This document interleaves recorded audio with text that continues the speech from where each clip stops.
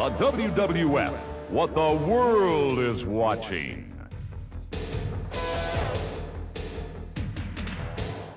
Hello, everyone. I'm Sean Mooney for Coliseum Video, and welcome to Volume 19, the best of the World Wrestling Federation. Now, during the next 90 minutes, not only will you see some of the greatest matches that have taken place, but you're also going to get an inside look, because today we're at the headquarters of the World Wrestling Federation. Now, here's where it all happens, and inside are the people who bring you the great matches that have taken place and are seen all over the world. And you never know who might show up. As a matter of fact, here's Lord Alfred Hayes. How you doing, Alfred? Good to see you. Alfred Hayes, good friend of mine. Well, let's not waste a moment. Let's go inside and see how it all takes place. Excuse me, sir. Can I help you? I'm Sean Mooney. Yeah, sure. We hear that all the time. I need to see some identification, please. Little problem here. While I'm straightening out the situation here with this gentleman, let's go to our first match featuring Brutus the Barber Beefcake and Mr. Perfect. Makes you don't understand. Look, see, I'm with pal, Coliseum. I'm only doing my job. There's a nice head of hair there on Mr. Perfect. Should he not be perfect? Should he have a little flaw somewhere? Mr. Perfect giving him some kind of a message about his golden locks, and Brutus the Barber Beefcake is answering in kind. Referee Dave Hebner. Look at that outfit that he's got there, my word. He's got the Terpsichorean artifacts in his hand, in other words, the scissors. Okay, all right. Whatever you say, Lord Alfred Hayes, there they are.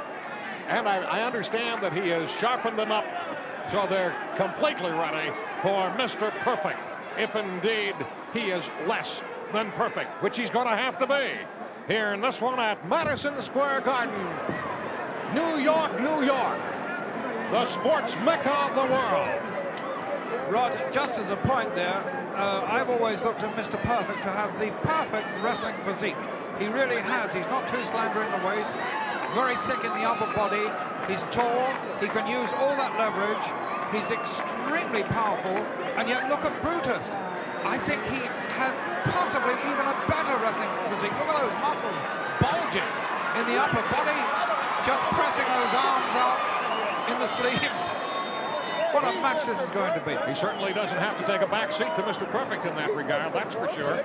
Both of them exceptionally well conditioned. And here's the bell. Brutus isn't quite ready to go as of yet. Still has the jacket on. Mr. Perfect wants to get this thing underway as we get a good look there at Brutus the Barber Beefcake. That's rather a nice tan he has there as well.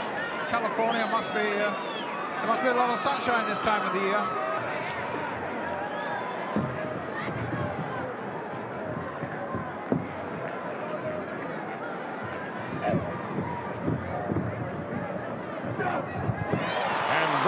Lets Mr. Perfect know he means business right at the gate. He also lets him know just how powerful he is. My word. He is a powerful, powerful man. Mr. Perfect, no doubt, has thought long and hard about this. He certainly knows that he is in against the toughest opponent he has faced here in the World Wrestling Federation, and now he's trying to do it verbally to Brutus the Barber Beefcake. And Brutus the Barber doesn't stand for it at all. Says, come on, Mr. Perfect. Put one on me if you think you can. Nice Rest move assured, here. if he can, he will. Whoa! Elbow to the side of the head. It's Brutus the Barber here in the opening minutes. Rod, we have said this before in Mr. Perfect's matches. In the outset, he likes to test the firepower of his adversaries. I don't think there'll be any testing of the firepower of Brutus Beefcake, do you? No, I do not at all. He can't afford to do something like that as Brutus now has a side headlock clamped on, and he really has it clamped on, as in 99 cases out of 100, that hold would be broken with a move like that. It's the second time that Mr. Perfect has tried it, and it hasn't come out perfect for him. No. But look at Mr. Perfect, though. He thinks all the time, and he's one of the very few wrestlers that can get into the ring with a certain game plan and then change it midstream and be successful with it. Look at the power of Beefcake. Nice drop toe hold there. by Mr. Perfect. That one was perfect, no two ways about it. But here it is Brutus the Barber with a hammerlock, and Mr. Perfect goes to the ropes. A little rattled there, Mr. Perfect. Definitely rattled, but at the same time, not throwing caution to the winds, being very, very careful. He really is a great wrestler. Apparently we have a little blood on the nose of Brutus the Barber Beefcake. There certainly is. Rod, you're so correct in that statement. And neither of them is going to throw this golden opportunity away here at Madison Square Gardens to prove just how good they are, if not better than the other man. They seem to have respect one for the other as they get ready for a Greco-Roman knuckle lock here. A test of strength, but Mr. Perfect backs away at the last second. They are not throwing caution to the winds by any stretch of the imagination. Okay, there's the hookup. There's a look at Brutus the Barber with a bit of blood running down his nose. And here it's showdown time. A tremendous test of strength here. Both these young men, both great wrestlers, but at the same time, both of them rely somewhat on the power that they obviously possess. Looking at those bodies, look at those tremendous arms on Beefcake. And Mr. Perfect as well. Look on the face of Brutus the Barber lets you know exactly the amount of energy he is putting out. And there he takes another knife edge and a forearm smash and a knee lift, all by Mr. Perfect. Brutus must have made a very slight error of judgment there with his balance. Otherwise, Hennig would not have been able to get in so quickly and take over. And Mr. Perfect follows up. And here, oh, wow! Into the solar plexus he goes with that right fist, and he buried it all the way up to his wrist, and now rakes the back of Brutus the Barber with those fingernails, and that's got to burn. That was a solid shot to the midriff by Hennig, but those kicks there to the upper part of Beefcake, I don't think they're going to hurt him too much. However, that shot to the midriff certainly did. Mr. Perfect starting to come on now as you get a good look at the precarious situation he has Brutus the Barber Beefcake in right at this point in time. Good luck. Look at our cameraman there right inside the ring with these men. What fantastic work that is by our cameraman. You could almost be in the ring with them. Coming right at you, whether it's in your home or your favorite watering place or what have you. It's the World Wrestling Federation from Madison Square Garden. I'm Ron Trongard, along with Lord Alfred Hayes, with this sensational match between Brutus the Barber Beefcake and Mr. Perfect. And look what Brutus the Barber has. Bingo! And I think that top turnbuckle caught Mr. Perfect flush on the nose. Well, Hennig was up on top of Brutus the Barber Beefcake there. He really didn't know what he was doing, but he suddenly found out very, very quickly indeed. Forearm by Brutus the Barber, and knife edges, three of them by Brutus the Barber, and then it's Mr. Perfect to the eyes. Ebb and flow. First one and then the other, and now Mr. Perfect working over the back, lower and middle back of Brutus the Barber, and then back to work with that boot to the solar plexus.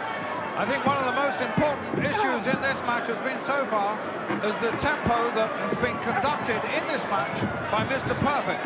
Brutus has allowed him to use his own time to keep the tempo just that tiny bit slower than the Barber would have liked. I think he's got to step up the pace a little bit more, make this go a little bit quicker, and hope for a few errors on the part of Mr. Perfect. And before those forearm shots to the head of Brutus the Barber, you saw Mr. Perfect with his index finger and big finger on his right hand making a motion as though, hey, I'm going to have the scissors and I'm going to be the barber here. But it certainly doesn't look like it now as Beefcake comes back and comes back strong. But then you have Mr. Perfect turning him around, and now it's Beefcake again. First one and then the other. What a tremendous match. Look at that shot. Holy cow. Wow. And look at Beefcake, he has done exactly that. He's stepped up the pace. Now he's livened this match up, and Mr. Perfect is making those all-important errors. Well, they're important for Brutus, of course. They're not important as far as his match is concerned because it's still anybody's guess. Oh! Wow! Stomach crack by Brutus the Barber. Beefcake has turned it certainly in his favor, and that right hand added to the margin that he apparently has now built up. As you see, Mr. Perfect begging for mercy almost, certainly wanting Brutus the Barber to back off, but Beefcake is not about to oblige Mr. Perfect. If anything, he wants to put him away here and now while he has a good shot. Backdrop by Brutus the Barber. Well, And the crowd is really getting into it. Sleeper hold here. Here's I think another he'll have to do a little more damage first, and that might be just it.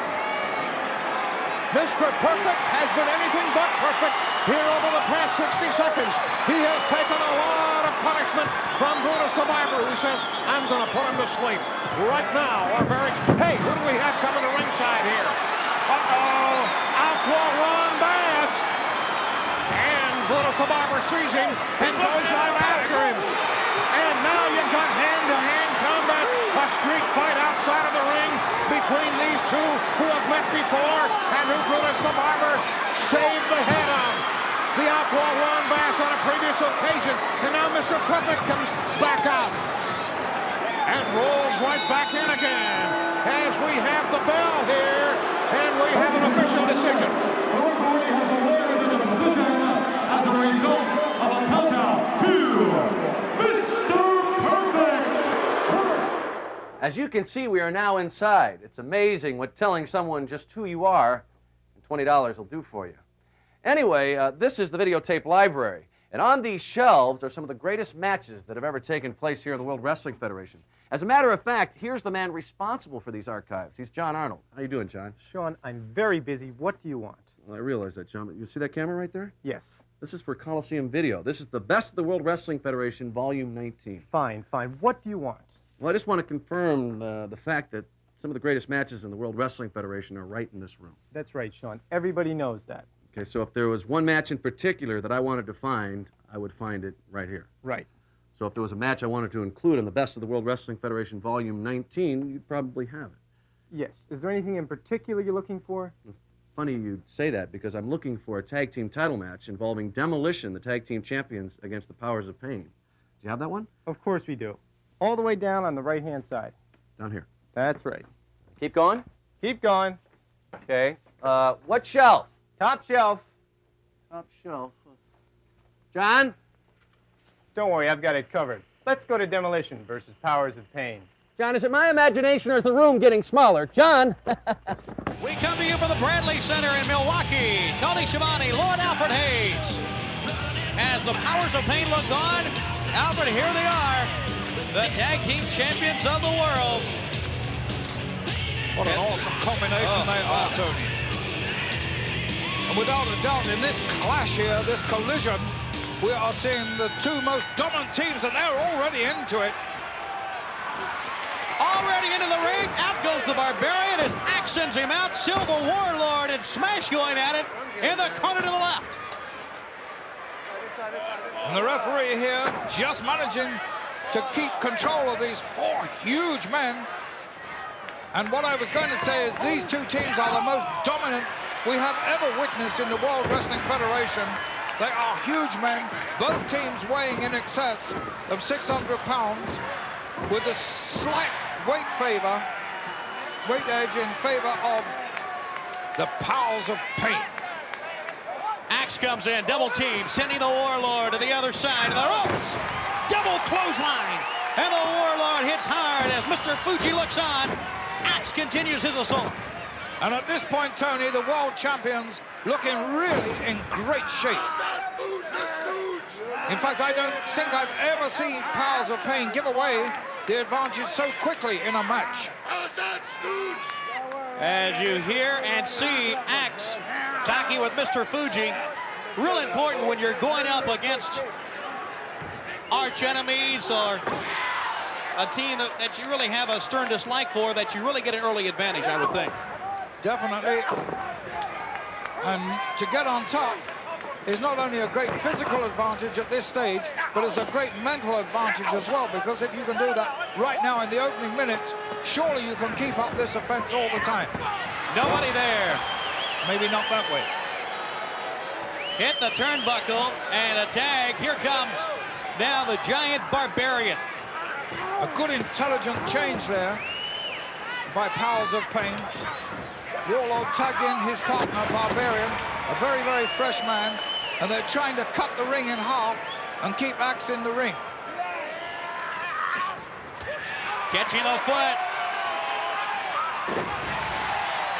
Basically right there, upsetting the apple cart, and now Smash is doing exactly what the name implies, right on the back of the Barbarian.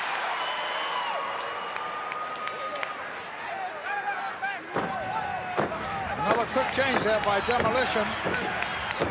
You know, you would think, and so far, Demolition certainly living up to the name here.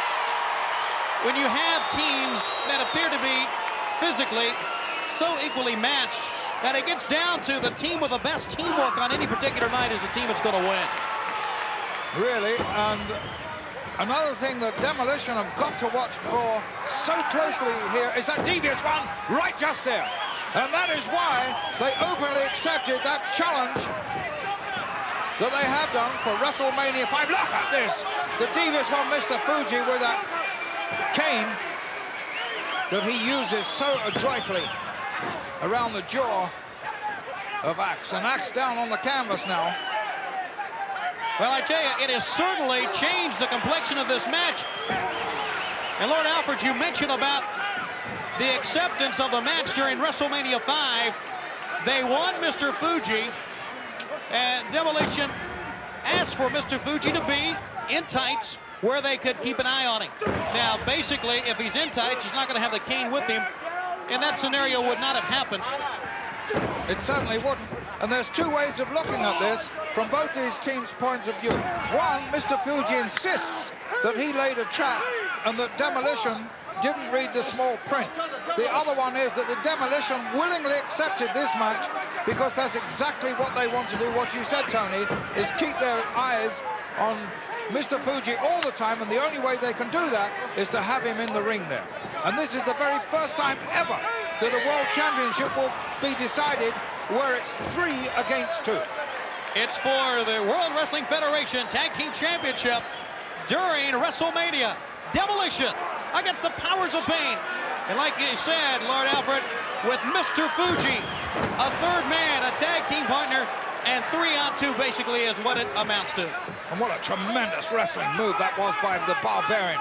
He picked up Axe with very little effort at all. He is such a powerful man, and brought him down in a devastating shoulder breaker, and now is applying a lot more force there. Inches away from that all-important tag. Barbarian with kind of a leg sweep right there. Moved Smash away, but Axe still fighting back, but now he'll have to fight 2 men as Smash comes in from the other side. The referee's attention on that other side, enabling the Warlord to hang right on now to the shoulder of Axe.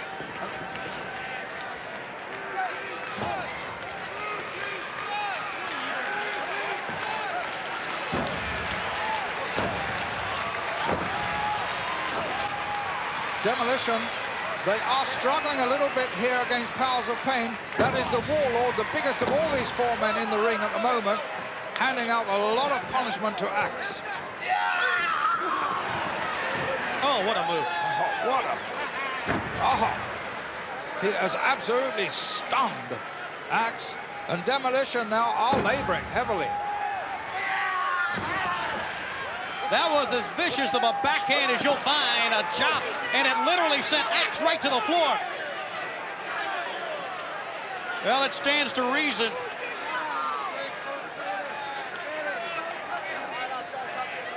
They would try to wear down the champions as best they can. And that big blow for the Barbarian. And a headbutt. You can honestly see why Demolition want Mr. Fuji in the ring. They certainly don't want him as a 5th column on the outside there, waging an offense with that weapon that he uses, that cane he calls it. We talk so much about the power and the strength, not only of the Powers of Pain, but also of Demolition. Now let's talk about the durability, the resilience. Axe He's absorbing a lot of blows, and you can see that it's really taking its toll, but he still tries to come back. He came over the far ropes and nailed the Warlord seemingly out of nowhere with a great right hand. And what an incredible show of courage that was by Axe. What grit and determination. And that brings a very, very fresh smash into the ring. And he's going against two here, Powers of Pain, and seemingly being able to cope with that. A lot of strength right here from Smash. He clotheslines one. And the other one out onto the floor to the other side.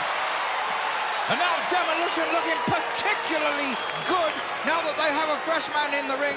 Of course, giving Axe a chance. Oh, there! What another great move there. He's going to pin him. He could be all over right now. Oh. And now Axe is coming in, and well, out he goes. You wonder exactly the beating that he took, how much he can help his partner Smash in the ring, who right now, Alfred, is at the mercy of both men. Fuji from the outside. And once again, the fortune has changed here. And look at this great move. Barbarian poised to put the finishing coup de grace in there. A great elbow right off the top rope. Oh, what a save there by Axe. And that may be the only thing that saved him. Out goes the Warlord. Fuji up on the apron. Axe going right after Fuji. But Fuji hanging on. And now it's Axe with the cane on the back of the Barbarian. Jabbing at the Warlord. And he really is letting the temper carry him away now. He is absolutely nailing from behind Fuji. And evidently throwing some, what was that, some salt? That's a ceremonial salt that Fuji always carries. And look at Fuji, he's still using that cane. And Axe is down, his eyes are closed, he can't open them. He's obviously in a lot of pain there. And just look at this, and now they're laughing, and he's smashing that cane over the back end. Let us get the official verdict here. Ladies and gentlemen, here is the referee's decision. He awards the bout as a result of a disqualification to Demolition. And I tell you what, it's always good to get a win, but I think here, if I can use a cliche, they may have really paid the price for the win here, Alfred. A lot of people have contacted Coliseum Video asking to see a match involving Jesse the Body Ventura. Well, I'm going to take that a step further. Not only are we going to see a match involving the Body, I'm going to get an exclusive interview with the man. I'm standing outside the office of Jesse Ventura right now, and he's expecting me. Yes. Yes, I'm Sean Mooney with Coliseum Video. I'm here to see Jesse Ventura. Is he expecting you? Yes, of course. I'm here to do an exclusive interview. Well, Mr. Ventura is very busy. I'll have to check. What did you say your name was again? I'm Sean Mooney. Let's just wait right here.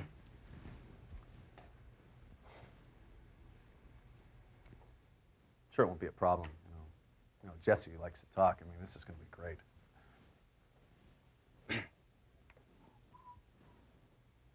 Probably wants to look really good for this interview. That's probably why it's taking a few seconds.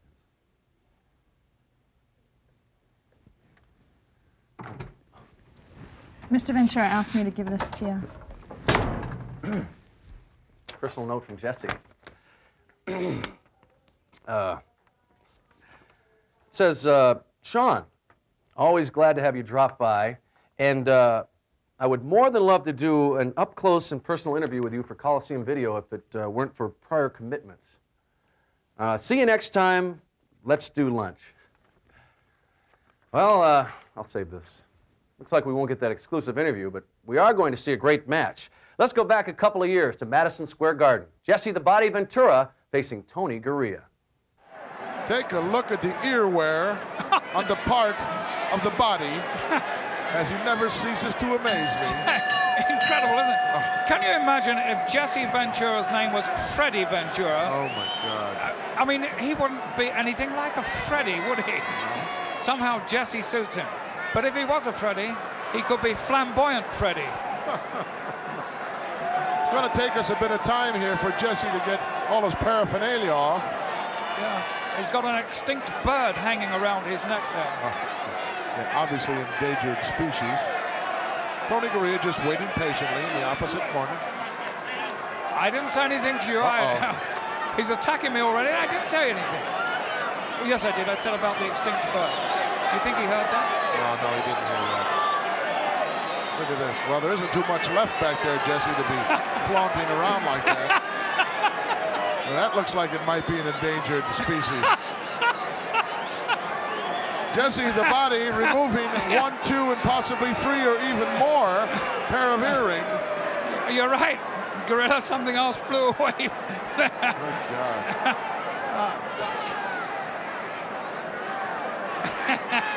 You got to be a tough son of a gun to wear all this stuff. Oh, you have got and Jesse certainly is. He can back it up. Yes, he can. And good thing you can. You have to say that about him. He is a very courageous person. He may not look it. There's the bod. What a magnificent war record he had. Really.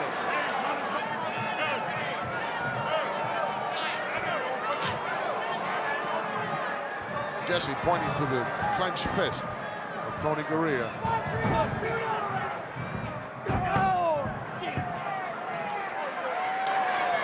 And Garea in a lot of pain, right to that kidney area. Come on, ref, give me a break. Get in the match. Quite honestly, the ref he can't do much about that. He did not see the blow, and he cannot call a blow unless he actually sees it. But Jesse's that's 3 times he didn't see it. Well, yes, but even so, Jesse, with these. Look Yes, at Jesse's posing now. Give me a break, Jesse. Stop! Everybody stop while Jesse poses. No, the Look referee. at now, hiding behind the referee.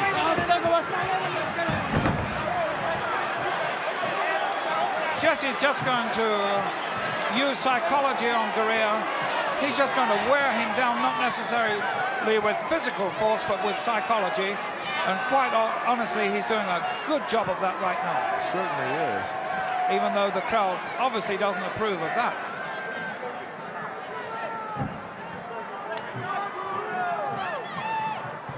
Garea being outsmarted by Jesse the Body Ventura at this point in time. Look, he's showing the referee his open hand. You see what I mean? No effect. Yeah, you see what I mean? But he's working. He's working on the mind of Garea. Yes. He's working on the mind of the referee. Yes, that's exactly what he's doing. And very successfully, too. Look at Garea's face. He is absolutely angry and cannot Look at Jesse. He's do having anything a good about time. it. Big Frustration. smile. Ah, there it was again. Clenched fist right to the lower kidney area. And the referee out of position because Jesse dragged that man round to a position where the referee just could not see that particular action. Garea is getting bent out of shape here. Going to throw caution to the wind here at any moment.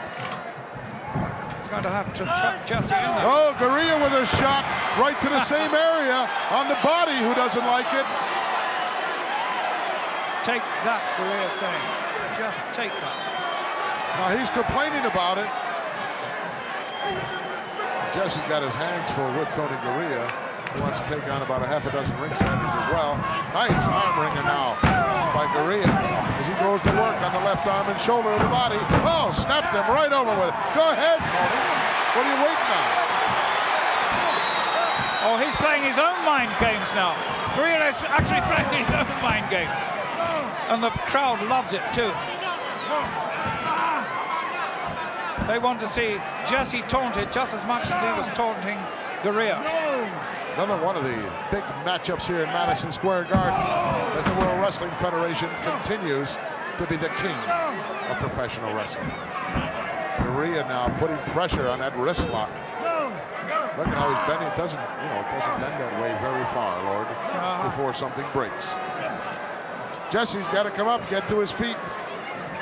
Garea going to work now.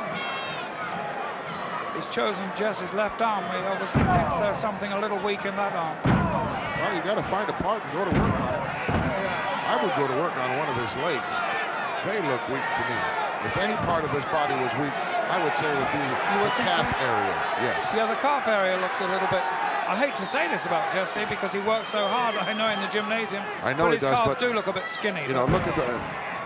Someone told me he might have wrapped him with some newspaper as well before he put on those long tights. I don't know if there's any truth in that or not, but I'll have to ask Jesse about that. You're cruel, Gorilla. The bond. Oh, look at this iron rake across the top rope. Oh, my word. The Body very pleased with himself now. Oh. You're a little late, ref. It's already gone down. And the cheek, the right cheek. Oh, Garea was playing possum, caught Jesse coming in. Watch this. Oh. Left arm again. Ooh. Tony Garea dropped right off the ring apron. Coming back in very quickly.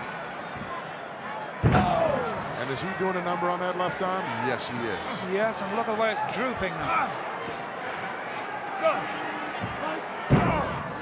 Well, I think Jesse wishes he still had on his sunglasses and some of his other paraphernalia.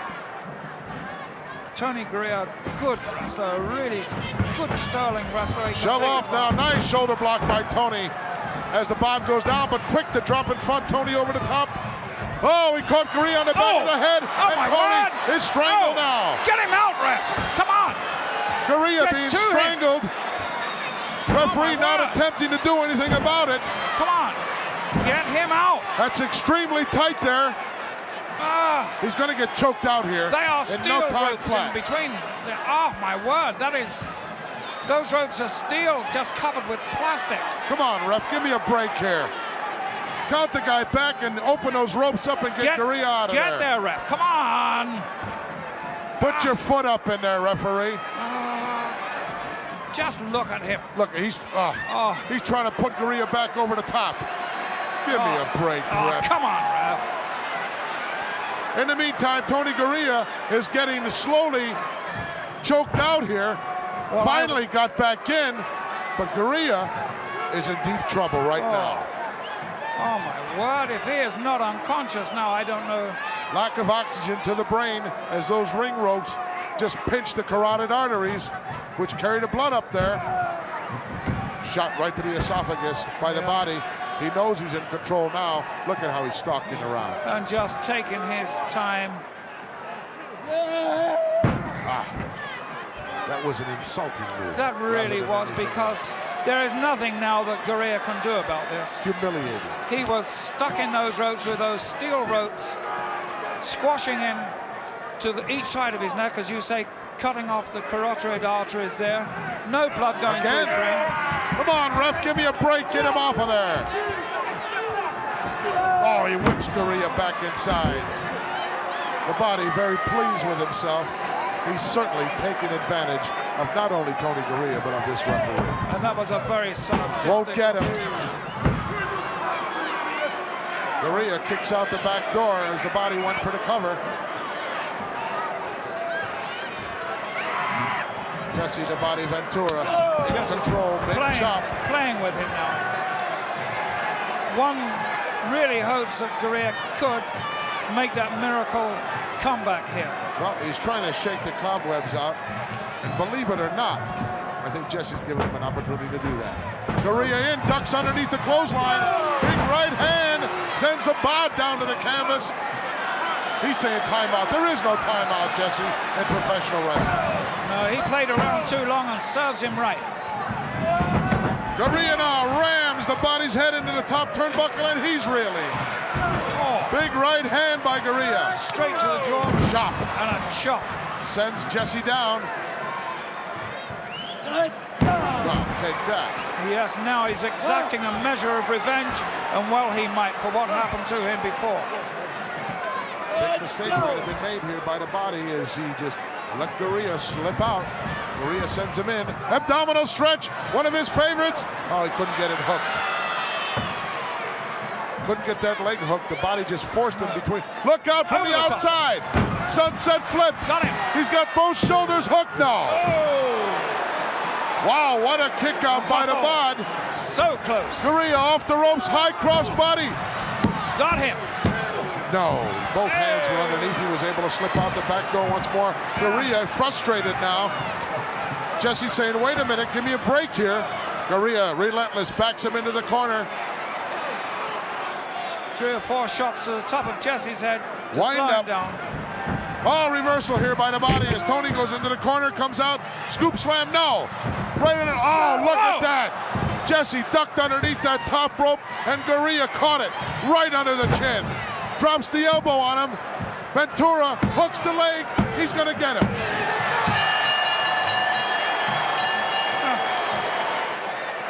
You nearly lost that one, Jesse. Smarts, 1 out in the end. Keep it going. Let it go. This is Edit 1, the Nerve Center. They do the syndicated TR1's shows here. playing. Now, right here is Kevin Dunn. He's the senior producer. And seated right here is his Sean. ace editor, Kevin Quinn. Sean, Creativity runs rampant here. Okay. Sean, what are you doing here? This Well, is not the we're- company pool. Why are I you realize here? that. See, we're just here to observe what you do best. So I'm gonna stand right over here, stay out of your way, and you know, just continue working. Sean, we've been here 12 hours. No breakfast, no lunch, no dinner. We haven't had a snack. We got 15 more hours left here, 3 more shows, 2 of which are yours. Yeah. We'll stop, no problem. Kevin, stop. Not a problem. Sean, anything for you. Huh. Is this in the Anything, schedule? no, I anything appreciate for that. Mr. Mooney. Do we have his director's chair here? Boy, look at all these buttons, Kevin. I bet every one of these does something different. Right? Every one of those does No, something what if I would have different. pressed like this? Don't, Sean! Sean! You didn't. Did he touch the? How are we Sean, supposed to match I can't to that? believe you hit that thing. Don't touch the buttons. This is You're not probably a supposed good to time be to in go to the here. next I match. can't believe you're. I'm Why history. are you going? I was never here. And he is dressed for battle. Indeed, he really is. Stunning is the word for Miss Elizabeth. Watch out, anything goes, so they're not going to wait for any bell at all. There the bell finally sounds. And Bad News, I guess, doing the right thing because he's going right after the champion in a Harlem street fight. The word is fight, it's not wrestle, and that's exactly what we're going to see. Oh, a kick to the midsection. And the Macho Man on the outside. Bad News Brown certainly knows about this type of combat. He's a street fighter from Harlem, and you couldn't be in a tougher place than that for a street fight. In a situation like the wrong thing to do right there, watch out, a big headbutt, and down goes the Macho Man. In a situation such as this, Alfred, the referee is only there to count the 3 count. Anything goes. Absolutely. My word, he doesn't waste any time. Bad News Brown. Look at him now. And now the referee is not empowered to take that away from him. Is that what I understand? Absolutely. Unless, of course, he discards it. And so far, he is going to use that chair against the Macho Man right on the throat. Don't forget, this is for the WWF title, as Elizabeth shows her concern, rightfully so, because at the hands of Bad News Brown, the Macho Man is not in good shape right now. Over the top rope and right to the floor.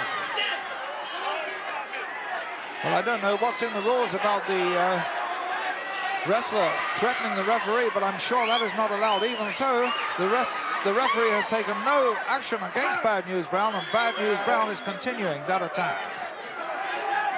Holding the hair, the Macho Man, face first, right to the timekeeper's table. The Macho Man certainly powerless right now, but he's going to chase Elizabeth around the ring now. And the referee will jump down to try to hold him off there. The match is with the Macho Man, and of course, not with that beautiful lady. No, and I think he could get himself into a lot of trouble if he were to lay hands on Elizabeth, not only from the World Wrestling Federation, but I think that might be the very spur that Macho Man, Randy Savage, needs to defend this title against Bad News Brown. Since he has been defending this title in the World Wrestling Federation, watch out! That's going to change the complexion of things. I was going to say that I've never seen the Macho Man be at this much of a disadvantage so early on in the match. No, definitely not. And although Bad News Brown has got fists of stone, I don't think that really helped him at all. In fact, he's shaking that right wrist and fist now, and he's obviously hurt that very badly against that. Oh, my word, I see what you mean. Why they can wear anything. The big leather belt, right to the midsection of Bad News Brown. Now the Macho Man coming back again, right to the midsection. Watch out, referee. Remember, he can use that, and obviously will. Right on the chest. And he's gonna choke him.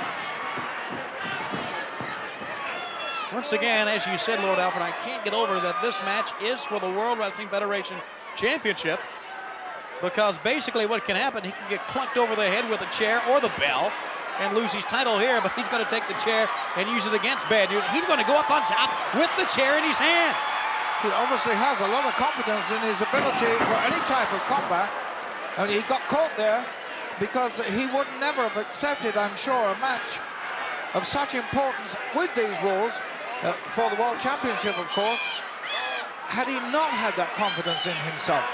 It's looking pretty grim for him right now, though. Now, Bad News Brown using the chair right to the midsection again. He was waiting on the Macho Man, who came off of the top turnbuckle, and now the Macho Man drops down to the floor. Bad News, this is all legal now within the terms of the match. And he's down after him once again. Watch out here. Right to front row ringside.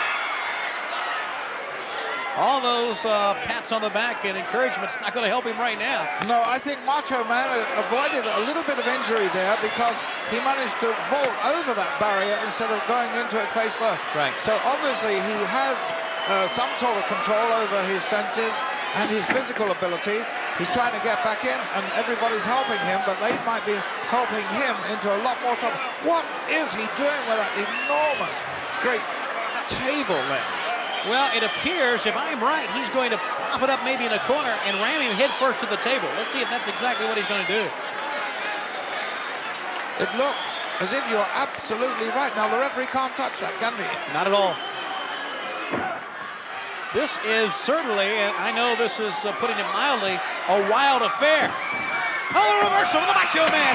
Both the referee and Bad News go to the table, which is completely destroyed now. Oh, look at that. The force that they went into that table with has broken that huge table in half. The referee is down, and there's the Ghetto Blaster, and that's what he finishes everybody off with. But where is the referee? The referee nowhere to be found, but you can better believe this. Right now, Bad News Brown can blame no one but himself. Take the table out, he may be the champion right now. Well, in other words, that went against himself doing that. Absolutely. Well, kicking the referee's not going to get him up. And he's got to be revived. He's trying to revive him a little better now. Meanwhile, Savage is having a certain amount of time to recoup. Right. Will he try the Ghetto Blaster again? I would think so. If that's his move. Well, no, he's going to slam him down. He can't seem to place him for that. And the referee's down again. Obviously, the referee was badly hurt. Look at that table there. Completely in half. And they've got steel liners on the back of that, so you can tell the force that must have taken from those two men as they went in. Kind of looks like a yard sale. A table, a chair. Yes. Laying around in the ring. Get up, you awake. Are you awake, he says. The referee right now is pretty helpless. He's going to slap him in the face, try to get him revived here. The Ghetto Blaster, certainly. We've talked about it being an awesome move, and it really is, because the Macho Man is still holding the back of his head. He is. He's still suffering from that. He's still obviously very stunned. I don't think he's trying to lure Bad News Brown into anything. He just cannot defend himself. I may have spoken too soon here. A backslide. Another referee is in. He counts him out. Ha! Oh, what a fortuitous thing there for the champion. I really thought everything had gone wrong. Well, we're going to get the official word, I guess, here in just a minute.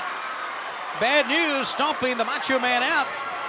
And looking at the one referee, he's going to stomp the referee, for goodness sakes. Well, the World Wrestling Federation certainly will have to take a look at this. He hits the other referee. Well, I don't know in this type of match whether any action can be taken against him for that, because the rules may not be governing to the effect whereby referees can get some sort of indication for treatment like this. This is absolutely horrible. This man has gone absolutely mad too. Somebody better do something. We better try and get somebody into the ring, because Bad News Brown is really working that referee over. The referee, who obviously is not a wrestler nor an athlete in this case, absolutely helpless, and now the Macho Man. And the match is over, and it's just nothing but tempers right now, and they are really going at it. And Bad News Brown went absolutely berserk when his shoulders were counted down for that 1, 2, 3. It was really a great fall that was pinned on him by Macho Man Savage. But lock up Brown. He's doing absolutely anything he wants to. And here is another referee at long last. But I don't think that's going to be enough. Just one referee against this maniac. A referee is not a safe place to be right now, or a safe person to be. And Paul Roma comes in. closely followed by Red Rooster, and here comes Rugged Ronnie Garvin. So at last we've got somebody in here who can maybe somehow or other stop these two destroying each other. Still, they cannot, because Bad News goes right into the crowd there. There you see Iron Mike Sharp, Greg the Hammer Valentine, Dangerous Danny Davis, they're all in. And it's just your basic pull-apart right here. Well, they're trying to stop these two from absolutely injuring each other permanently, I would say. There's been a lot of bad blood between Bad News Brown and Randy Savage. And although the champion managed to retain his belt there, he was dealt some frightening and alarming blows by Bad News Brown. Well, it's one of those situations where you can say that certainly the Macho Man has won the battle, but the war rages on. And now taking the New York Mets t-shirt, he had ripped it, and he's choking now, Bad News Brown. And it's everything these men can do to try to unlock these two. And they just cannot get them apart, such is the anger. And at last, Bad News Brown is out of the ring, and maybe now we'll see them able to part these two permanently. Look at Savage, he's out of the ring again. You can't hold a man back like that. He has tremendous power. He is the world champion, and he will not be denied. Well, now Bad News seemingly has had enough. He goes back toward the dressing room, assisted by Hamilton's own Iron Mike Sharp. And there's the Macho Man. He made the pin, but right now, we're going to get the official word. The winner of this bout, and still undisputed World Wrestling Federation Heavyweight Champion, Randy Macho Man Savage.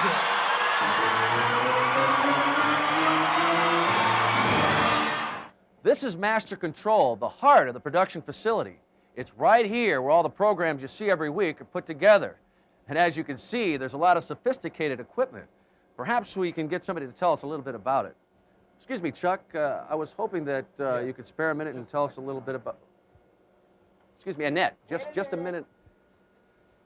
Chris, I was wondering if you could help me out for... Well, this is a tape machine, and they put the tape... Let's talk about something I know about. A Coliseum exclusive. For the first time ever, we are going to see a match involving Hacksaw Jim Duggan. He teams up with Jake the Snake Roberts as they face Andre the Giant and Ravishing Rick Rude. So I'll just roll the tape.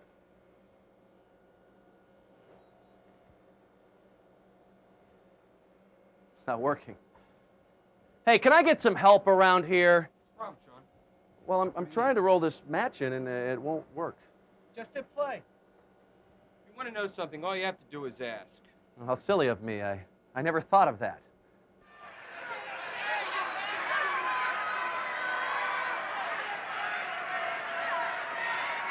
And what a difference he has made to both those men in his corner. That man there, Andre the Giant, and the one trying to shield himself behind Andre the Giant, Rick Rude. But don't be misguided at all, because Rick Rude is an excellent wrestler, well-versed in the art of wrestling, as well as a little skullduggery, too. Right you are. Andre, right to the chokehold of Hacksaw Jim Duggan. Duggan is a big guy, but he looks so small up against Andre, doesn't he? He does indeed.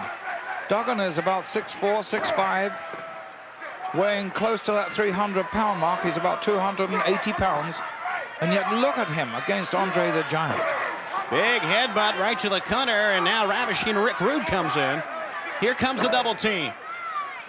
Rude with right hands to the side of the head and a snapmare to bring him down.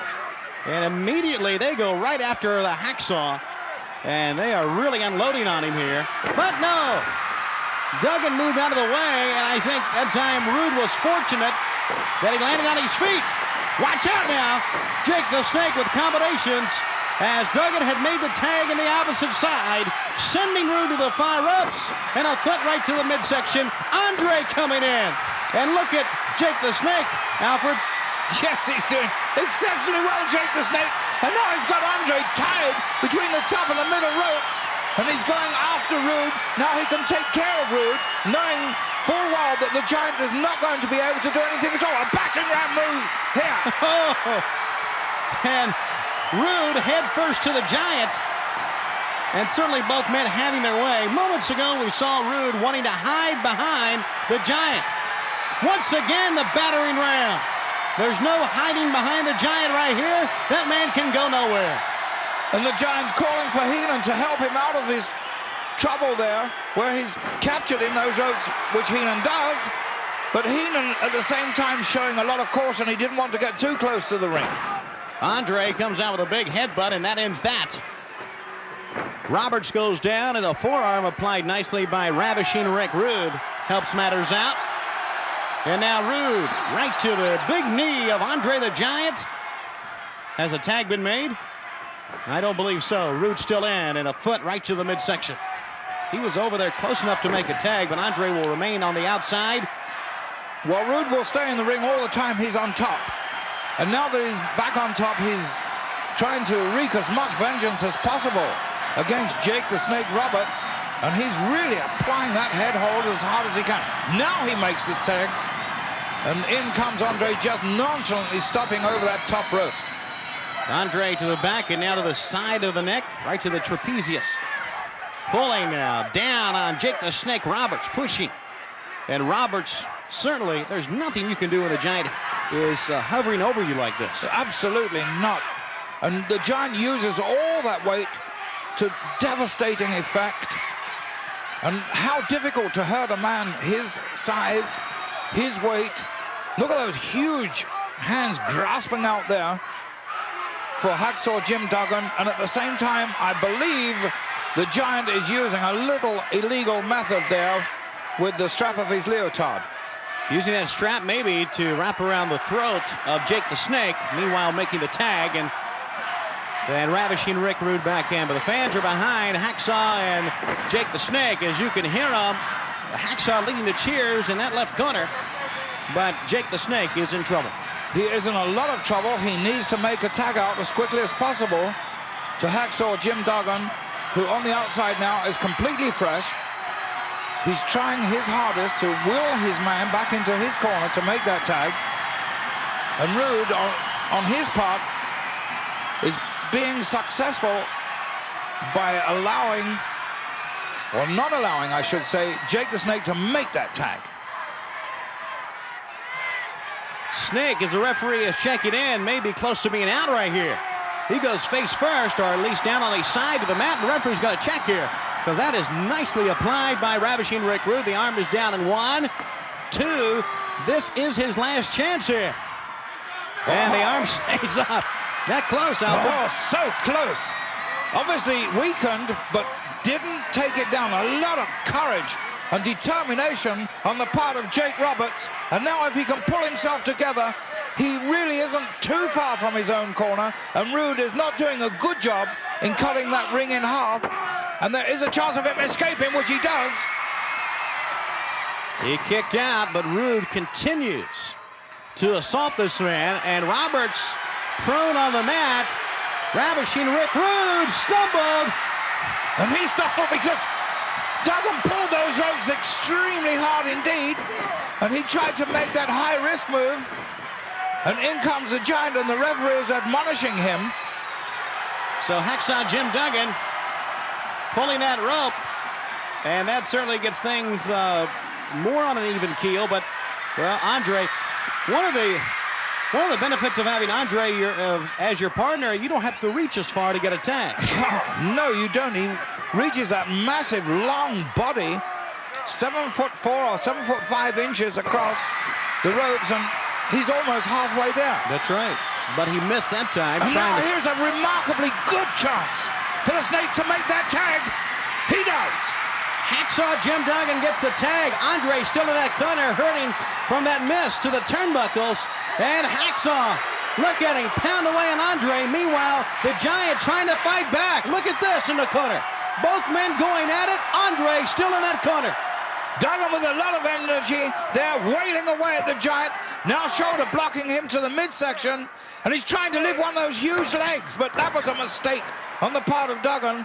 The Giant suffering a little there, showing a lot of signs of wear, and he's had to tag in Rude, who's not fully recovered yet from that slip on the top rope and turnbuckle. Forearm shots now, the fist to the head. And Hacksaw Jim Duggan in trouble.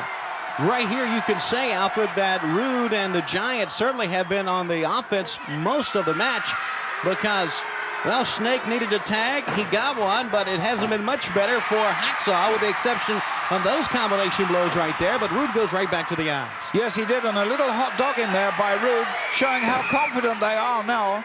They've turned the tide completely against the team of Duggan and Jake the Snake Roberts. And in fact, look at this, a very, very, very close fall there, which would have ended this match, but Duggan just able to get his right leg onto the ropes. And that head of Andre the Giant, such a weapon. The tag, was it made? No. Andre told Rude how close Hacksaw was to making a tag himself. He did, indeed, and he just about saved the day there. A little more hot dogging on the part of Rude, and that is not going to get the job done. You got to pin your man. You got to put him away while you've got the chance. Big right hand for the man out of Glens Falls, New York. And Rude staggering. Can Hacksaw put together something here? Yes, those knees are buckling. Look at them. They're very, very weak now. And that's always a sign if you look at the legs. And if you see them weaken, then you know the rest of the body is extremely weak too. And look at Rude. He doesn't know which corner to go to. He's completely stunned. He's absolutely confused there. He was in the wrong one. He met the fist of Jake the Snake, and Jake wants back in. He does indeed. And Duggan did see him waving to him, but he's not quite sure where he is. Both men in the ring at the moment, positively stunned, and cannot really get themselves together mentally. What a big chop by Andre. It put Hacksaw right down to the mat. Rude is back up. Duggan close to getting there. He dives and he makes the tag. And now Jake the Snake back in. Left-handed blows. And now a right cross to the chin. Another one. Down goes Rick Rude. And didn't he floor him just then? What a tremendous right-handed blow that was by Jake the Snake Roberts, who is completely fresh now. He's in there. And his main concern now would be to stop the Giant getting in, and he did just that. Great timing on the sense of Jake the Snake, knowing the Giant was there, got the knee lift, the Giant from behind, and that was right at the moment of the DDT, Alfred. It was indeed. He'd managed to get him into that position for a DDT, and now all four men are in the ring, until just then when Duggan rolled out through the bottom ropes after a tremendous headbutt by Andre the Giant, and that leaves Rude completely in command of Jake the Snake. But look at this! The 2x4 to the midsection of Ravishing Rick Rude. Snake will cover him and get the pin. And what a tremendous victory that was for Duggan, Hacksaw Jim Duggan, and Jake the Snake Roberts. Nobody expected them to pull that one out. Now, this is the audio control room, and the gentleman seated right here is the audio technician of the WWF, Larry Rosen. Excuse me, Larry. Could we talk to you for a couple of minutes? Hi, Sean. How you doing? Good. You know, Larry, I don't think a lot of people realize just how important the sounds of wrestling are. I mean, everybody loves to see a match, but I don't think they think about hearing the action. Well, I think the sound is very important. Can you imagine watching a match and seeing a body slam and not hearing a thump? That's a good point. Sean, you're welcome to stay, but I've got to get back to work. Oh, okay. Go right ahead. I wish we could hear what he's listening to. Maybe this will help. Ah! You okay, Larry? We're going to take a look at the $1 Million Man. Now, first we're going to see how he obtained his $1 Million belt, and then we're going to see a great match involving Ted DiBiase, the $1 Million Man, against Bret the Hitman Hart. Larry, Here we are, Greenwich, Connecticut, the most expensive place in the entire United States to live. And what a more befitting place for the $1 Million Man to be. And as I speak, we are riding down Greenwich Avenue. Greenwich Avenue is without a doubt the most expensive avenue in the entire world. For on this avenue you will find the finest, most expensive restaurants, the finest, most expensive clothiers, and without a doubt, the finest, most expensive jewelers in the entire world.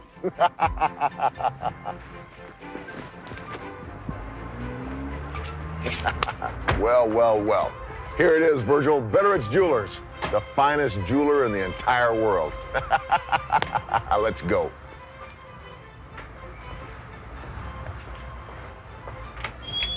It's the $1 Million Man. Oh, wow. Gosh. Good evening. How can we help you? Perhaps a diamond ring? No. I'm not interested in any of your little trinkets here. Nice Rolex. I have one for every day of the week. No, I want to see Terry Betteridge, and you can tell Mr. Betteridge I want to see him right now. Mr. DiBiase, what a terrific honor to meet you. Well, of course it is. Thank you for coming. We've closed the shop. I have my entire staff at your disposal, and how can we help you? You are a designer of fine jewelry, are you not? Oh, wait, of course you are. I wouldn't have come to you. Yes, we've made, I think, some of the finest jewelry in the world. I want you to design for me something that is befitting a man of my stature. I want you to design for me something that will make the entire world recognize the $1 Million Man for what he truly is. And that is the finest wrestler that has ever stepped foot in the ring anywhere. I want you to make for me a championship belt. A $1 million championship belt. $1 million belt? A $1 million belt. I want gold, I want diamonds, and spare no expense. Well, we've never done anything like that before. I don't know if anybody's done anything like that before. You can do it. You can make it. And I can afford it.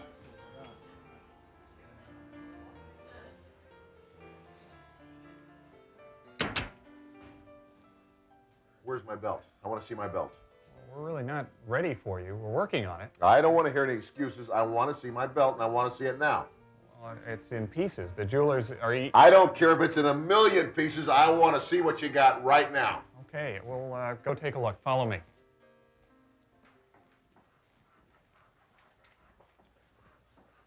Well, this is it. This is what we have so far. Mm-hmm. Yes. Very nice.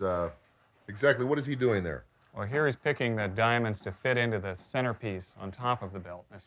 If that's the centerpiece of my belt, then you don't have nearly enough diamonds. I want more diamonds. I want bigger diamonds. We've got almost 500 in total. I don't care if you've got 500 stones there. If that's just 500 stones and that's my centerpiece, we need 800 stones. We need more. All right. Okay. And what's he doing over there? He's working on the links to the back of the belt. Well, I want that in gold. I want that solid gold. Wasn't part of the original plan. I don't care what the original plan was. I'm paying for this, Betteridge, and I say I want gold there. Look, you had your price to take on this endeavor, and everybody knows that when the $1 Million Man wants something, he gets it the way he wants it. I always get what I want. I'm here! I'm here! The $1 Million Man is here. And I want my belt. I want to see my $1 million belt. Where's Terry Betteridge? I want to see the $1 million belt, and I want to see it right now. Show it to me, show it to me. I want to see it now. I want to see it now. Mr. DiBiase, finally, we have a creation worthy of the $1 Million Man. It's our finest creation. There's months of work here. Let me see it. Let me see it. It's mine. It's mine. The most magnificent belt ever created, and it's mine. Finally a possession worthy of the $1 Million Man. A possession to go around the most magnificent waist in the entire wrestling world, and it's mine. Finally, something that will show the entire wrestling world just how truly great I really am.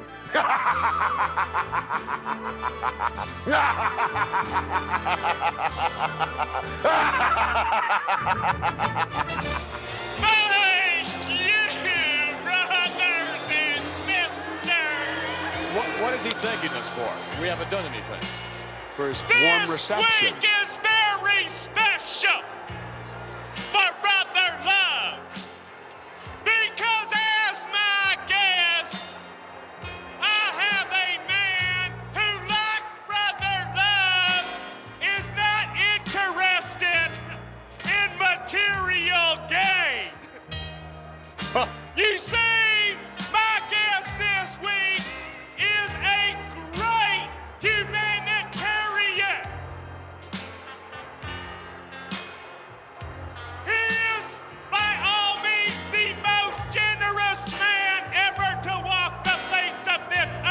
You know that ain't you.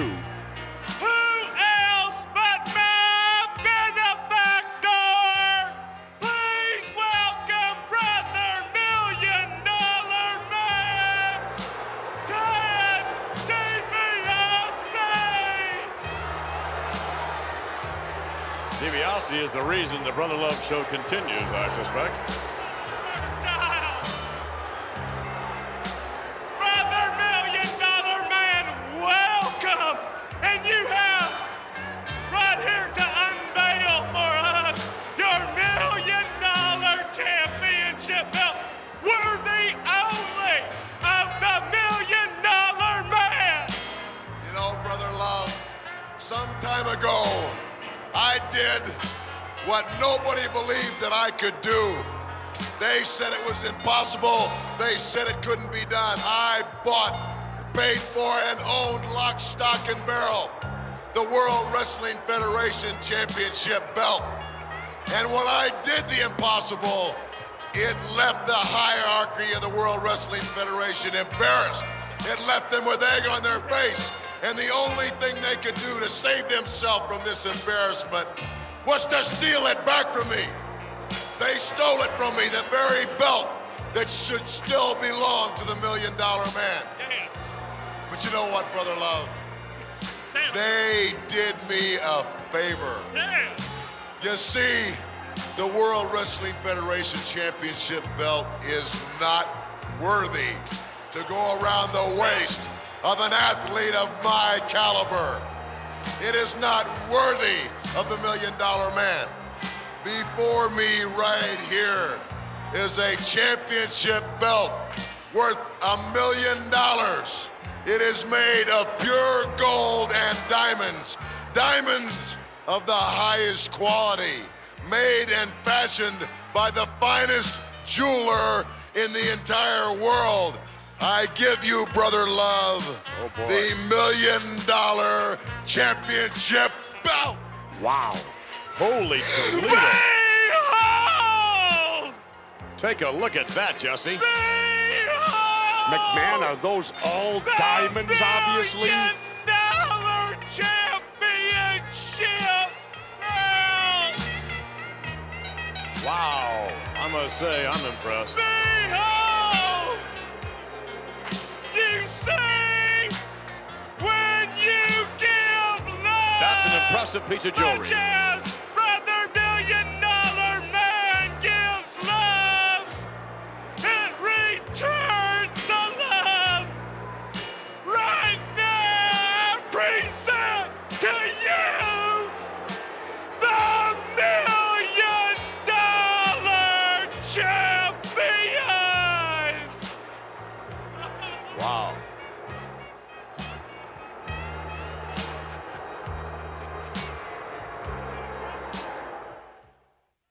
The following contest is scheduled for one fall. Currently in the ring area, escorted by his personal bodyguard, Virgil, weighing in at 260 pounds and making his winter residence in the Netherlands Antilles. Here is the $1 Million Man, Ted DiBiase. There he is, the $1 Million Man. And his opponent. Now, wait a minute. He's talking now to the ring announcer, Mike McGurk, as we hear the music for his opponent, the Hitman, Bret Hart. And Alvin, here he comes to the ring, but I don't know what the discussion is all about. And soon to be entering the ring area, weighing in 234 pounds and hailing from Calgary, Alberta, Canada. Here is Bret the Hitman Hart. A capacity crowd here at the Ector County Coliseum in Odessa, Texas. This is Tony Schiavone along with Lord Alfred Hayes. There's the $1 Million belt, and there's the Hitman Bret Hart. Still the discussion goes on. Virgil now talking to the ring announcer, Mike McGurk, and as the bell sounds, wait a second here. I've just been informed by his personal bodyguard, Virgil, that the $1 Million Man demands that he be introduced as the $1 Million champion. So now, that's what it's all about. You have an opinion on that, Alfred? Yes, I think I do. I do have a distinct opinion on that. You're absolutely right. I think that's a very worthy title for somebody who's got so much money as him. I don't know anybody with millions of dollars that they can go out and buy a belt, or have it made, I should say, that cost over $1 million. I once had a Gucci leather belt that cost me $75, and I thought that was extremely expensive. $1 million? Yeah, I'd say he was the $1 million champion, definitely. So there you go, and there's the belt with Virgil, the Hitman. Not thrilled at all by the belt. He goes right to work on the head of the $1 Million Man with roundhouse right hands. He's going to send Ted DiBiase to the fire ropes and right to the midsection. A leg sweep and a cover. Quickly now, 2 count. And it was so quick, he had a 2 count on the $1 Million Man. Atomic drop. Bret Hart moves incredibly fast. He is, of course, not only in my opinion, but in the opinion of many, the most versatile wrestler there is in the World Wrestling Federation. He is equally at home in a one-on-one situation as he is in a tag team match. And as a tag team, of course, he's been to the top with his partner Andrew Neidhart, to the very, very top of that rung and being the World Wrestling Federation Tag Team Champions. Well, he's headed that way as a single as well. But mind you, here he is against Ted DiBiase, who at 260 pounds, pound for pound, must be one of the greatest wrestlers the world has ever known. It's a good observation, Alfred. You're exactly right about the $1 Million Man as Ted DiBiase gets back in the ring. We talk about so many confrontations. This is certainly a classic one. Coming up, WrestleMania 5, some real classic confrontation. Ted DiBiase against Brutus the Barber Beefcake, and the Hart Foundation going up against the Hockey Talk Man and Greg the Hammer Valentine. And now DiBiase tries some offense of his own, but the Hitman rolled him to the ropes, shrugged him off there, but the Hitman rolls him up out of the ropes, and a 2 count, and it was so close to being a 3. As a matter of fact, the Hitman thought it was all over, and I think also the same thing can be said about the $1 Million Man. He may have thought it was all over also. Well, his bodyguard definitely did. Virgil was standing by the side of the ring. I saw a look of shock over his face. You know, our colleague, Gorilla Monsoon, says that man there, Bret the Hitman Hart, has excellence of execution. Well, he executed that move absolutely perfectly. And if it had been any lesser wrestler in the ring than Ted DiBiase, I'm sure this match would have been over. That would have been a very, very quick victory indeed for Bret the Hitman Hart. DiBiase really wasting a lot of time on the floor, and certainly he couldn't have taken the Hitman lightly coming in, but it appears that he was really not prepared for this type of offensive flurry to begin things. Talking to the fans now, not paying attention, and a right hand to the head. DiBiase brought into the ring by the Hitman, pulling on that top rope, and Bret Hart, after DiBiase again, a headbutt, and ties him up on the far ropes, nowhere to go. I'm really surprised here, Tony, at DiBiase, because you have to pay attention all the time. This is the #1 lesson in wrestling. Never turn your back. Never let your adversary out of the eye. Always keep him, not even in the very front of it, at least in the corner, in your peripheral view. But he allowed himself to be completely out of touch with his opponent then. And although he's on top now, it is only by good fortune. Maybe a little bit overzealous that time, as DiBiase had moved out of the way, and Hitman really got caught on the ropes. So Bret Hart finds himself now down on the floor at the feet of Virgil. DiBiase is encouraging the referee to count him out. He would just as soon this match be over with and forgotten with as far as he's concerned, because Hitman Bret Hart certainly has been well prepared. Well, I do believe that what DiBiase was doing was trying to take the referee's attention away from the Hitman outside the ring, and if he'd have been able to divert the attention of the referee, I think Virgil would have, you know, maybe a little crafty kick or two here and there. Sure, that's a good observation. However, that did not happen. The referee's attention is right with Bret Hart, who certainly is having some problems after hitting the ropes. And it's an unfortunate thing that that happened, because certainly Bret Hart had been well prepared. But now DiBiase Get up, boy. A little bit of an intimidation. It looks as if Hart has been hurt more than we suspected at first, because he was awfully slow getting back into the ring, and he had been out on the floor for quite some time. I would have thought plenty of time enough to recuperate, recover, and regroup himself, but he's coming back into the ring, and he's looking extremely, not exactly feeble, but he's looking very much the worse for wear. Certainly is. DiBiase working out of the jam-packed Hector County Coliseum. And Virgil smiling down at ringside as Bret Hart slowly is up and is knocked right back down once again. Certainly you got to give it to the $1 Million Man. He knows when the moment is right and knows how to keep the pressure on, and that's exactly what he's doing right here. Pulling out the hair of Bret Hart into the corner again. He'll shoot him down to the other side. Oh, and he nailed him with a clothesline. What a devastating clothesline that was indeed. If he has one fault, the $1 Million Man, it has shown once or twice, it is a certain amount of conceit. He calls it pride in himself, but I think it's a conceit that leads to nonchalance, and it leads also to lapses of concentration. And once you lead into that, you can really lose some important points against a match of this caliber against such a great wrestler as Bret Hart. You know, you're right about the lapse of concentration, and that certainly is a dangerous position to be in, but certainly everything he has done, at least within the last couple of minutes, has been perfectly executed. The clothesline, the elbow, now look at that fist right on the head of the Hitman. God. Incredible accuracy, unerring accuracy showed there by DiBiase, and when he gets into this situation, he really is relentless. He will not let you go. Vertical suplex from DiBiase, and now the cover, not hooking the leg, but covering the man nonetheless. And the Hitman kicked out of it, and DiBiase feeling the count was maybe a little too slow from the referee. So now his attention's to the referee, possibly enabling Bret Hart to maybe get a breath or two here, but no, DiBiase back on top of him very quickly now. And we got to look at the face of Bret Hart then, and he certainly did seem to be in a desperate situation. Great suplex!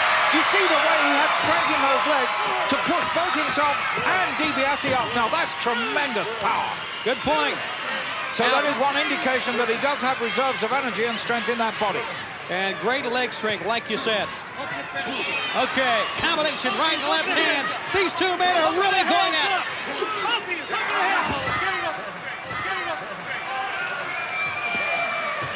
Hitman Hart trying to get away from Ted DiBiase.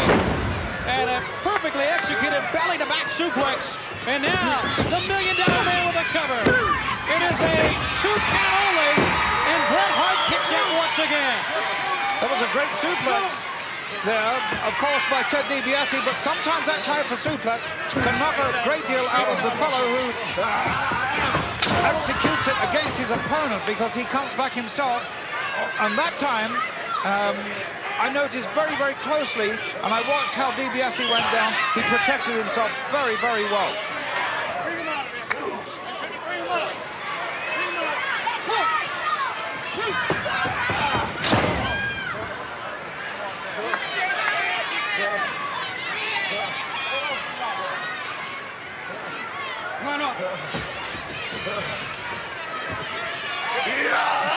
Picking up now, Bret Hart, and across the knee. Here's the count again, and once again, Bret Hart gets out of it.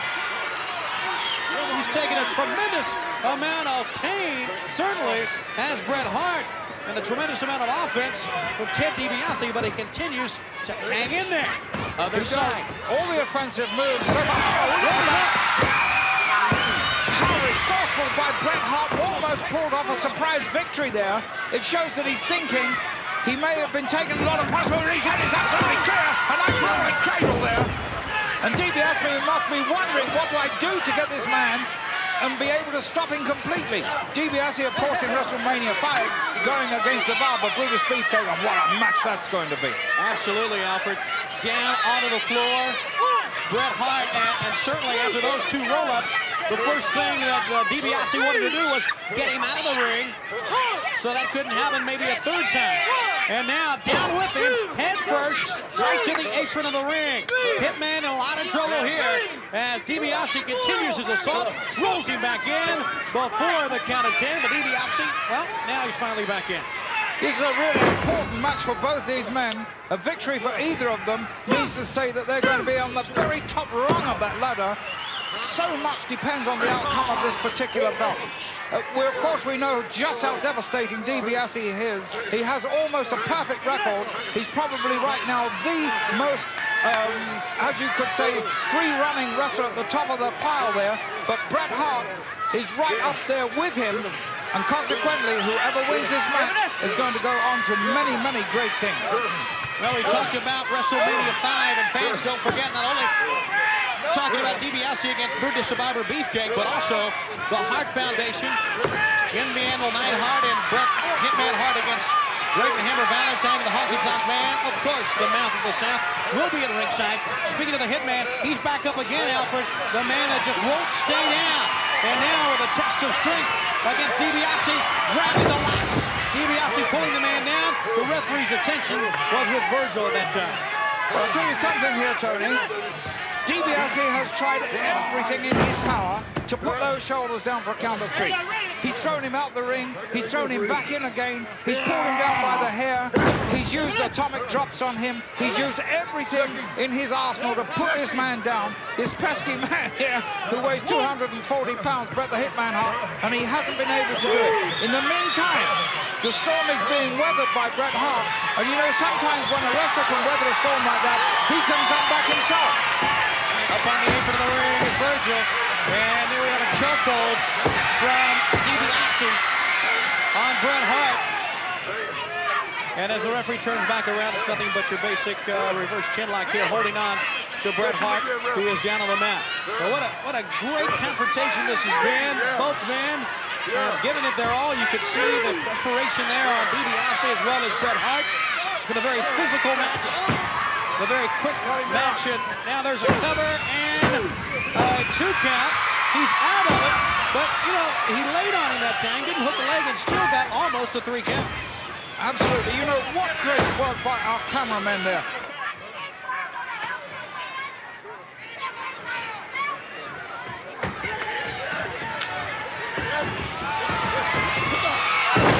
Look at that! A double clothesline, both men, and this might be a turning point here. If Hart can get up before DiBiase, we may see the pendulum suddenly swing in the other direction. Well, you're exactly right. Both men went down, and up until that moment, it had been DiBiase. But now, Bret, the Hitman Hart, got a blow in, but he is still down. DiBiase is back up. And now Ted DiBiase outside. Boy, he is winded, but he is really fighting. He is climbing up the turnbuckle. He's going for the coup de grace up there. Well, look at Hart. He played possum. He waited. Oh, he's so patient. He is so good. He is so clever. And so really strong right at this moment. He had enough power in both those arms and shoulders and legs to propel DiBiase 3/4 of the way across the ring. He came up, and now they're just exchanging blows in the corner. DiBiase, and then Hart. And DiBiase is blocked by Hart. And for a second time, another block and another right hand. He's blocking all the right hands from DiBiase. And now, Bret Hart coming out with another right hand, sitting down DiBiase. And DiBiase is wondering about climbing the turnbuckle. Since that time, Bret Hart has come back. And this match is living up to everything we expected it to be. 2 great wrestlers in the ring. Both men really showing every attribute of greatness. They're finely conditioned. They've really been in there hammering tongue at each other. Look at them. They're still moving very, very rapidly. They must have lost pounds and pounds in perspiration. And here is a pinfall. And only just a push out by DiBiase. Oh. Hitman picking DiBiase up. Drops the knee. Well executed again by the Hitman. And now Bret Hart, middle turnbuckle, getting some spring. Coming up with the elbow. The cover is here. And DiBiase's out of it. Ted DiBiase DiBiase in a 2 count. Kicks away, but Bret Hart continues his assault. And would you believe Bret Hart has picked up the tempo of this match? I mean, he was practically down and out a few moments ago, and yet it's him who's picked up the tempo, not DiBiase. But DiBiase's right there with him and making great, great moves again. And Bret Hart suffering. He went in on that right knee. And can DiBiase take advantage of this, going in for a spinning leg lock? And a very, very good one, too. Well, after hitting that turnbuckle with the knee, that's the right move, but he gets pushed over the top rope, down to the floor by those strong legs from the Hitman Bret Hart. And there you see now, DiBiase down on the floor. He took quite a spill. Bret Hart is just coming to his feet, and Bret Hart over the top, down on the floor. Can't pin him there, but what an offensive move that was to spill the man once again. And meanwhile, that count is still going on. These men have got to try and get back in the ring as quickly as possible. And right now, their attention is being diverted to each other. Tim White still counting there. Well, he is asking for the bell and calling a double count out. Virgil being chased away, a double count out. What a tremendous match this has been between DiBiase and Bret the Hitman Hart. DiBiase from behind, but Bret Hart catches it. Well, neither man has captured the laurels in this particular bout, but even so, it went exactly as we expected. Hammer and top all the way through. Kevin, I'm really glad I had a chance to get a hold of you today. This is Kevin Granith, one of the producers here at the World Wrestling Federation. Sean, I've seen how everybody's been treating you today. You got to understand, we're under a lot of pressure to get a lot of work out in a short amount of time. Well, I know everybody's really busy around. Listen, do me a favor, though. Wait in the office for 5 minutes. Just for 5 minutes. I'll give you anything you need. Information, tapes, anything you need. Really? Absolutely. Well, Kevin, that'd be great. So what, I'll just wait? Just wait in the office. It's a little dark. Yeah, the light switch is against the back wall. Oh, okay. So, what, 5? Just 5 minutes. I'll be right back. Great, okay. No problem. Thanks, Kevin. Maybe now we can get some work done. Kevin, it's an awful small office you got. I'm having a little trouble finding the light switch. Oh.